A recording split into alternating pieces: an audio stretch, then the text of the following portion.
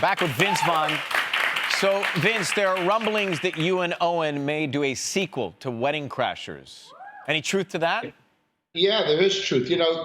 There's always been kind of plans in different movies to do a sequel, and I was never as interested because the ideas didn't feel good on their own. But the director, David Dobkin, came with a really good idea that was funny that Owen and I both liked. So we just started just recently sort of building it out and talking about it more seriously. So it's definitely on the road. It's funny, I was just telling Ryan during the commercial break that now that my kids are adults, you are so popular in our house. Like your films and your movies and your brand of humor is like the #1 thing in our house.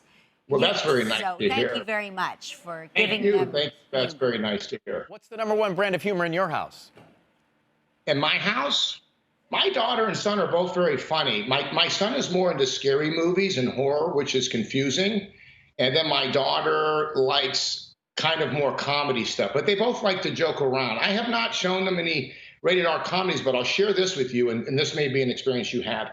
I started showing like movies that I liked when I was younger. Yeah. Things like Indiana Jones. Yes. But then the sequel to that is very scary.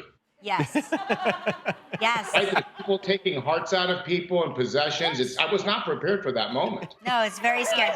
I showed my kids the 70s version of the Bad News Bears because I was like, oh, I'm going to show you this fun comedy that my parents took me to see. And it's insanely inappropriate. And that was a PG movie. I mean, so I love that movie. I did the same thing. I was okay with that. There's a little language in it, but I showed my kids that very young as well. I love math out. Your daughter likes comedy. Does she have a favorite movie of yours, Vince?